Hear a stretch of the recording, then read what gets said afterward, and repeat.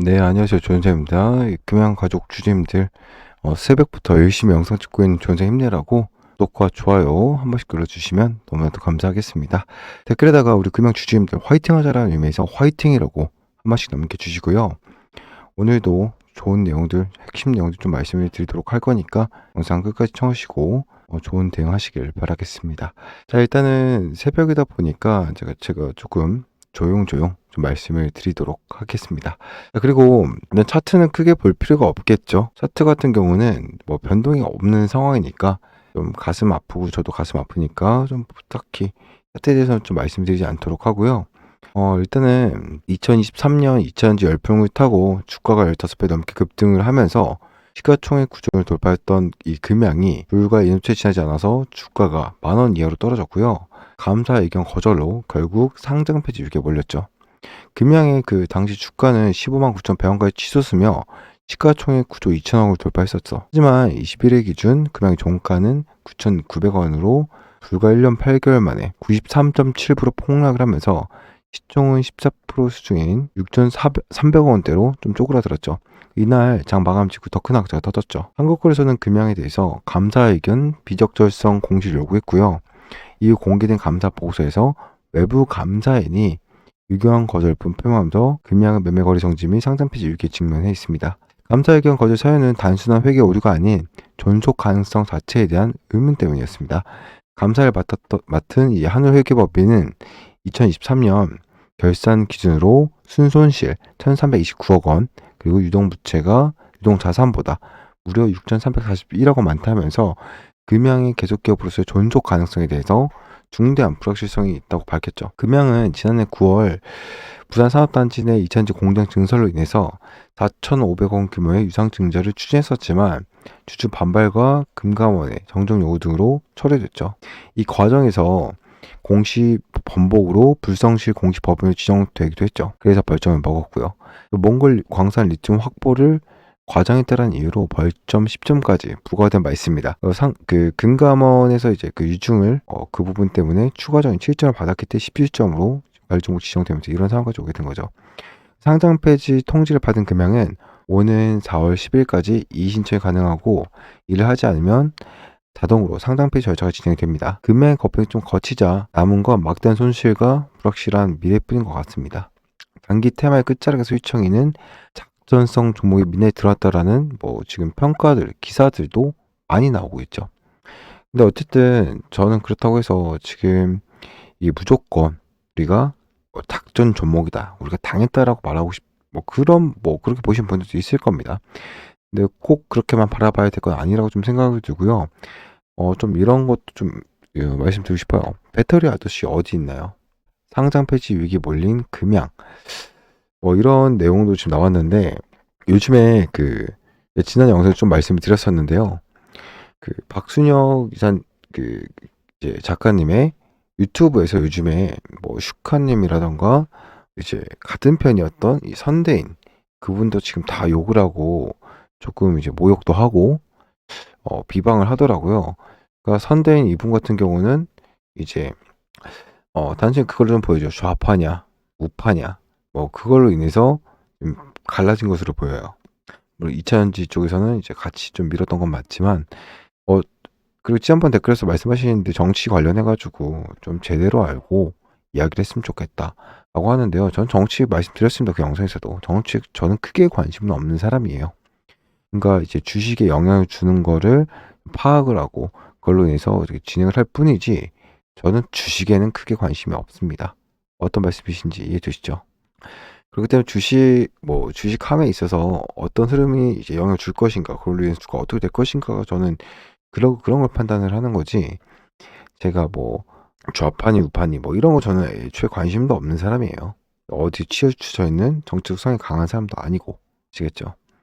그리고 제가 금연 거래 정지 됐음에도 하루도 안 빠지고 맨날 올려드리고 있는데, 이유가 저는 이제 그 주식 투자를 좀 오래 하면서 거래 정지 처리가 된 종목들을 많이 봐왔었는데요. 금연같이 이렇게 사업성이 진행되고 있으면서 회사 자체에서도 상장 폐지를 절대 시키지 않겠다라고 발언한 회사들, 그리고 자산 가치 부분을 가지고 있는 회사들은 대부분 이 상장 폐지 부분이 좀 진행 처리가 되지 않고 거의 정지가 풀린 경우가 되게 많습니다. 저는 이게 금양이 요번에 특히나 1분기부터 해서 몰라 강상부부터 해서 통생 가격 반영 처리가 이제 시작이 되고 있었기 때문에 거의 정지 처리가 풀리면서 오히려 반등이 나오는 재무적인 부분에 대한 리스크 부분이 해소가 되면서 반등이 좀 나오는 이 모멘텀이 나올 수 있다라고 보고 있는 상태입니다. 그래서 계속적으로 어떻게 진행되고 있고 상장 폐지를 유튜브들 보니까 뭐 하루 이틀 만에 상장 폐지가 뭐 지금 돼서 폐지가 되는 것처럼 얘기하시는 분들 계시는데 상장 폐지까지 여러분들 심사 끝나고 들어가는 데는 최소한적으로 2년은 걸립니다. 왜 그러냐면 한국거래소라는 데도 그리고 금감원이라는 데도 결국엔 상장 폐지가 된다라고 하면은 누가 손해를 봅니까? 개인 투자자분들이 손해를 막심하게 보겠죠. 그러면 그 엄청난 민원과 그리고 그 엄청난 손해와 그 여기에 큰 돈 넣으신 분들도 있을 텐데 그분들을 어떻게 한국거래소라는 곳에서 그분들을 이제 뭐 처참하게 진짜 만들어 버린 꼴이 될 수 있는 겁니다. 그래서 굉장히 최대한 기업이 살아날 수 있을 정도 방향으로 다 해봐라 할 정도로 시간을 충분히 주고 그리고 그 과정 속에서 투자 유치가 되거나 아니면 적합 판정을 받던가 사업성이 좀 진행이 돼가지고 회생하는 회사들 꽤 많다는 말씀을 드리도록 하겠습니다. 그리고 이번에 저는 그런 생각을 해요. 금양이 굳이 이의 신청을 안 할 이유가 있을까? 이의 신청이 들어가면요 무조건 1년 유예가 됩니다. 알고 계셔야 돼요. 대부분 1년 유예가 되기 때문에 당장 상장 폐지되는 거 아닙니다. 그런 이제 얼토당토 않는 그런 이제 좀 내용을 찍어 주시는 분들은 조금 주의하시길 바라겠고요. 어쨌든 오늘은 뭐 내용만 영상에서 뭐 내용에 대해서만 말씀을 드릴 거니까 영상 뭐 끝까지 좀 봐주시면 감사하겠습니다. 여러분들의 의견 제가 또 뭐 틀린 게 있거나 이렇게 여러분들의 의견도 댓글로 좀 많이 남겨주시면 너무나도 감사하겠고요. 아직도 영상 좀 보고 계신다라고 하면은 좋아요 버튼 한번 하고 구독 버튼 한번 좀 눌러주시면 감사하겠습니다. 일단 우선적으로 여러분들 포기하지 마시고 금양 나온 내용들 쭉 보도록 하겠습니다. 일단 딸 돈까지 넣어나 어쩌나 이런 이제 금양 주주님들 곡소리 나오고 있는데 우선은 이게 좀 유의미한 것 같아요. 어떻게든 투자 유치 모든 수단 총동원해가지고 주주 배당 유상증자를 처리한 뒤에 필요한 자금을 조달하고자 국내 만 투자자가 접촉을 했다. 확정 투자 유치를 아직 하지 못했다라고 되어 있지만 아래 보시면 거래가 재개되게끔 또 모든 수단을 조치를 하겠다라고 이제 국내 투자자들과도 협의를 이어가면서 결과를 좀 끌어내기 위해서 노력 중 상황이다라고 이제 금양 측에서 밝혔습니다. 그러면서 이제 두 번째 나왔던 게 뭐냐면요. 그 상폐 위기의 개미들 국민청원 부분을 하고 있죠. 뭐 그래가지고 이제 금감원에서 유상증자 4,500억 원 승인을 안 해주고 재무적인 부분에 대한 이 요리스크가 있다라고 해가지고 이걸 가지고 상장 폐지 거래 정지 처리 시켜버리냐 라는 부분에 대한 청원 처리가 좀 있다라는 거예요. 그래서 이 아래 쭉 보시게 되면 금감원의 유상증자를 불승인해서 처리를 했는데 불성시 공시 범위로 낙인 찍고 벌점을 부과한 것은 황당한 악행이라고 이제 목소리 높였다라고 이제 되어 있습니다. 3천여 명에서 2천여 명 정도가 동일한 상태고요. 저도 그 부분 좀 동일한 상황 중 하나입니다. 그리고 이제 어저께 나온 내용인데 2,700억 원 수익 낸 개인 회사 그 유광지가 이제 개인 소유로 가지고 있었던 회사가 그 금형에다가 돈을 빌려주고 나서 2,700억에 대한 차익 실현을 했다라는 건데 이거는 예전에 그 시가총액 9조 원까지 올라갔을 때를 말하는 거고요. 이제 이게 날카다 나쁘다라고 좀 그렇게만 보면 또 안 되는 게 이자가 4.5%예요. 4.5%면은 유광재 회장이 개인 회사의 지분을 개인 회사의 자금을 금양에다 빌려줘가지고 이자 정산을 한 건 아니기 때문에 이거는 뭐 어떻게 보면 채권 부분에 대한 그 채권자가 류광지이기 때문에 오히려 금양 기사의 시장을 해내야 류광주에 더 좋다는 부분이기 때문에요. 전 그렇게까지 부정적으로 바라보지 않고 있는 상태입니다. 물론 4.5%면은 적은 금액 아닌 거 아니에요, 높은 거 아니에요라고 하시는 분들도 있습니다. 이거는 뭐 보는 사람의 시야에 따라서 시점에 따라서 다를 수 있는 부분이니까 그렇게 생각하시는 분들은 그렇게 생각하시면 되겠습니다. 뭐 그래서 부산시에서도 계속적으로 이제 조마조마한 상태다. 왜냐하면 금양기장공장 부산에다 건설할 때 지원금도 많이 받았고요. 부산에서 홍보체도 굉장히 많이 해줬습니다. 적극적으로. 취업도 굉장히 늘어날 거다라고 해가지고 이렇게 미뤘는데 기장이 완공치가 안 되면 안 되기 때문에 애초에 이 부분을 부각시키는 거고요. 그리고 이제 이 기사를 보면 또 좀 안 좋게 얘기를 하는 것도 나와가지고 이거를 좀 지적이라고 해야 될까요? 정상 처리를 좀 하는 게 좋을 것 같은데 되풀이되는 자원개발상공사 금양도 못 피했다라고 돼 있어요. 근데 현재 철권 없어 낭패라고 돼 있어가지고 이 몽라 관산 인수의 금양 주가는 5만 대에서 19만 대까지 치솟았다라고 되어 있어요. ROE 부분이 반영체가 될 거고 리튬 부분이나 텅스텐 부분에 대한 반영이 있을 거다라고 했는데 아래 보시면 채굴권이 없고 과학기술 목적의 검사사 허가 등에 갖고 있는 것도 좀 드러났다라고 좀 썼더라고요. 이게 3월 26일 어제 나온 거거든요. 6시 39분에. 근데 금액 애초부터 채굴권이 보시면 광물 그 채굴 특별 면허해가지고 이제 그 몽골 법인 국가 등록제 가지고 채굴권이 있습니다, 여러분들. 이건 서류상으로 이미 공개가 된 거예요. 최근에 몽라 관산 부분을 와라 4박 5일 동안 주지를 불렀잖아요. 뭐였죠? 여기다가 몰라광산이라고 아마 지금 나올 거예요. 어떤 분 부를 거 있더라고요. 현장에 이분도 있고 뭐 많은 분들이 있는데 보도록 할게요. 현장에 갔던 분들이 탐방 글을 계속 좀 남겨주더라고요. 그래서 4박 5일 동안 검증 처리에 나온 상태였죠. 4박 5일 동안 검증을 나가서 그 주주단들이 이 블로그에다가 몰라광산 부분에 대한 것들을 또 올리고 있는 상태입니다. 이분들은 거래대상자 된 부분이 몰라광산이 있을 때 그게 됐다라고 하는데요. 전적으로 브리핑 내용을 보면 몰라광산 부분이 채굴 부분이 정상적으로 좀 되고 있다라는 거예요.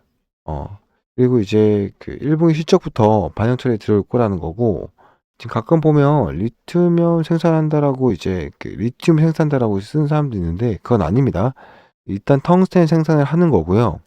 텅스텐 생산을 해서 이걸 갖다가 이걸 팔아요. 그럼 여기서 매출과 영업이익이 나오면 이걸 갖다가 리튬에다가 리튬 광산에다 재투자 처리를 이제 들어가는 거고요. 텅스텐 가격이 지금 저점 대비해서 6배가량 올랐습니다.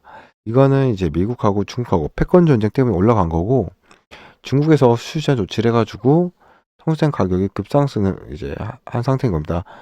그래서 지금 저희가 보고 있는 시각은 뭐냐면요. 첫 번째로는 이 텅스텐 가격에 대한 실적 반영.